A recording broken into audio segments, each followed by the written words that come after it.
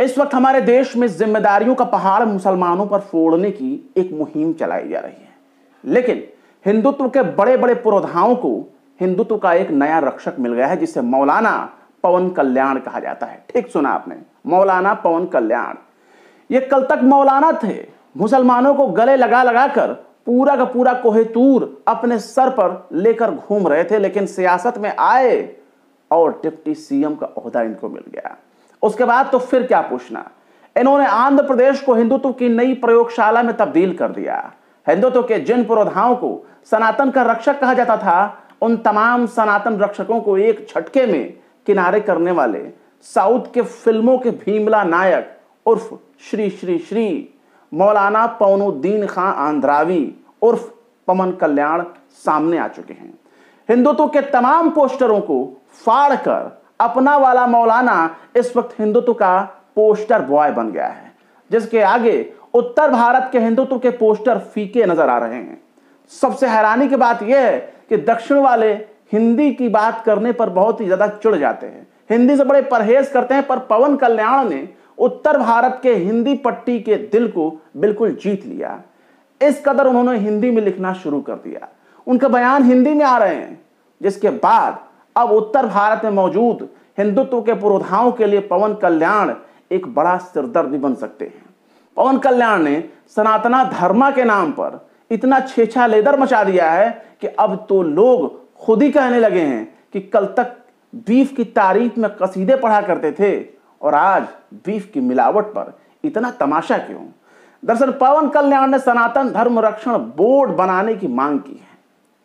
सनातन आस्था को ठेस पहुंचाने की वो बात कर रहे हैं, लेकिन ये नहीं बता रहे कि सनातन धर्म का अपमान आखिर कर कौन रहा है।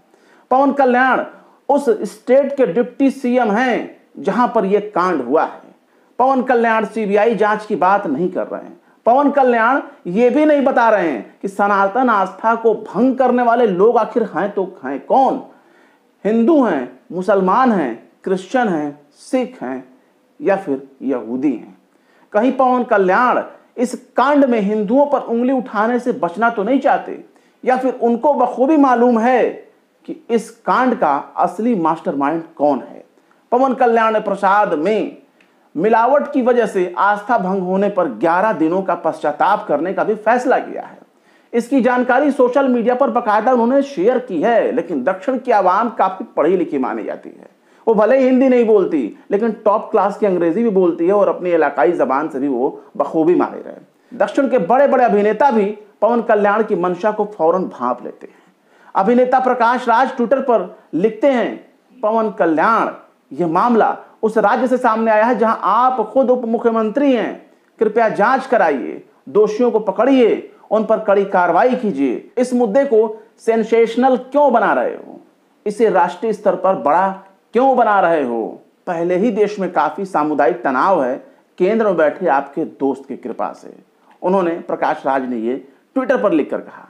इसके बाद तो फिर क्या, पवन कल्याण ऐसे उछल पड़े जैसे काटे तो खून नहीं।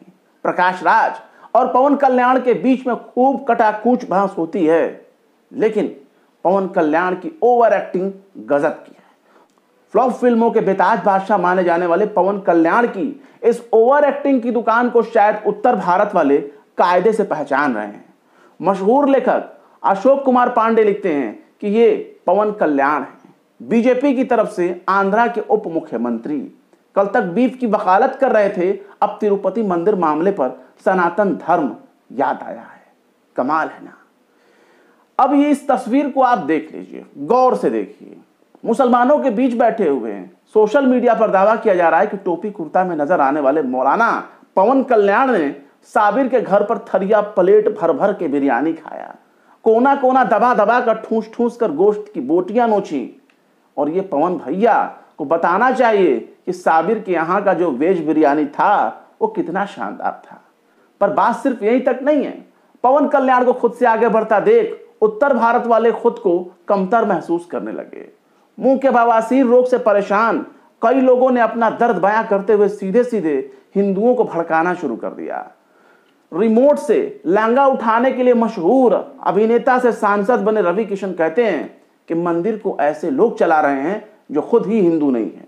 रवि किशन कहते हैं कि शास्त्र के साथ साथ शस्त्र उठाने का वक्त आ गया है। हालांकि इनके बच्चे विदेश में पढ़कर एक्टर बनेंगे, बड़े बड़े नौकरी, बड़े बड़े ओहदों पर फराइज होंगे, लेकिन दूसरों के बच्चों के हाथ में शास्त्र के साथ साथ शस्त्र भी देखना चाहते हैं। रवि किशन लहंगा उठाते उठाते कब शस्त्र तक पहुंच गए किसी को पता ही नहीं चला। अब मंदिर चलाने वाले अगर हिंदू नहीं हैं तो फिर क्या वो हाफिज कारी हैं, या फिर मस्जिद के इमाम हैं, या फिर वेटिकन सिटी वाले पोप मंदिर को चला रहे थे?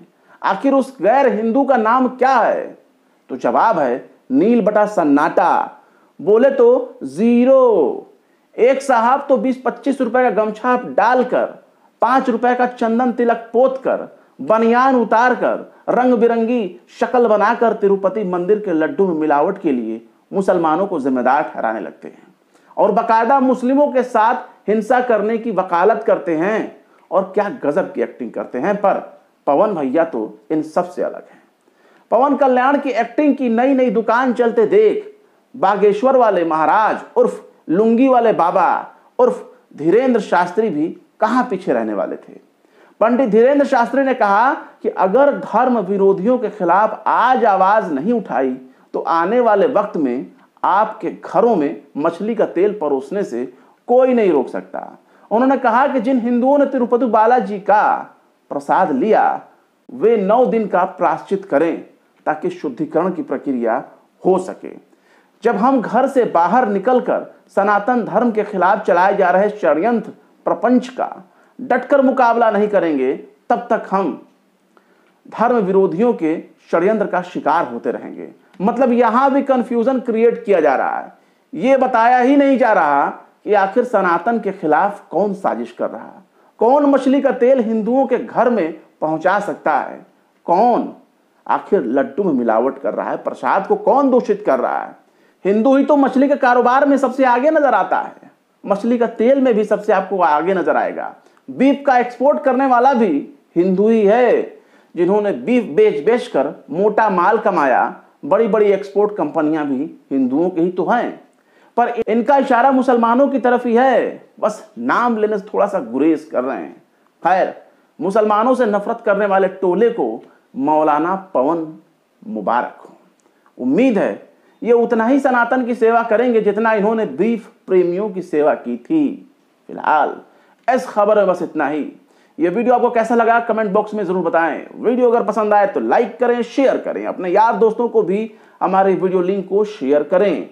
और हाँ, वीडियो अगर पसंद आए तो टाइम्स मेल को जरूर से जरूर सब्सक्राइब कर लें और बेल आइकन का घंटी वाला बटन भी बिल्कुल दबा दें ताकि हमारे चैनल पर आने वाले नए वीडियो की नोटिफिकेशन आपको फौरन ही मिल जाया करे। फिर मिलते हैं किसी और वीडियो में एक नई खबर के साथ। शम्स तबरेज को दीजिए इजाजत। जय हिंद। अगर अभी तक आपने हमारे चैनल टाइम्स मेल को सब्सक्राइब नहीं किया है तो जल्दी से सब्सक्राइब कर दें और बेल आइकन भी प्रेस कर दें।